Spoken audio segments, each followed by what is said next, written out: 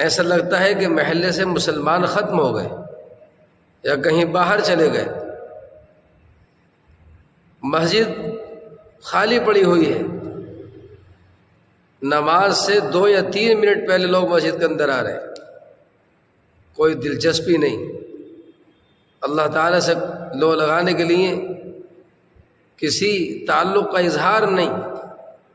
مسجد خالی ہیں۔ وہی 10-15 لوگ آئے، نماز پڑھی اور چلے گئے، حالانکہ ایک محلے کے اندر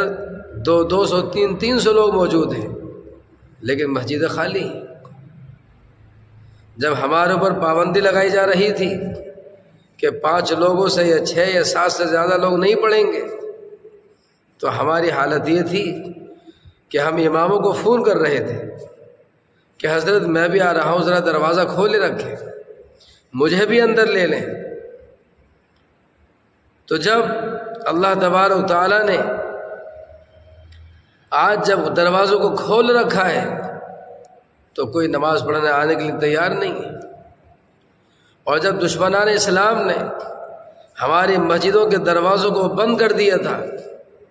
اور ہمیں نماز پڑھنے نہیں دیا جا رہا تھا سوائے چند لوگوں کے،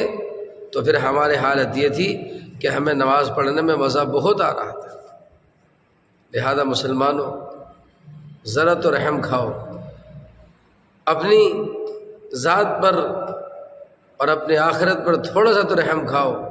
کل قیامت کے دن تمہیں اللہ کے حضور جواب دینا ہے، اور حضور پاک علیہ الصلاۃ والسلام سے حوض کوثر کا پیالہ بھی لینا ہے۔ کس منہ سے تم نبی اکرم صلی اللہ علیہ وسلم کا نماز چھوڑ کر حشر کے میدان میں حوض کوثر پر آپ صلی اللہ علیہ وسلم کا سامنا کرو گے، جبکہ تمہارے پاس نہ ظہر ہے، نہ عصر ہے، نہ مغرب ہے، نہ عشاء ہے، نہ فجر ہے، صرف ہفتے میں 1 مرتبہ جلد بازی کا پڑھا ہوا تمہارے پاس جمعہ موجود ہے، ہفتے کی فرض نمازیں تمہارے پاس موجود نہیں ہیں۔ کیا منہ دکھاؤ گے تم کل قیامت کے دن اللہ کے نبی کو اور اللہ کے حضور حاضر ہو کر اپنے پروردگار کو؟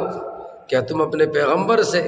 شفاعت کی امید ایسی حالت میں کر سکتے ہو؟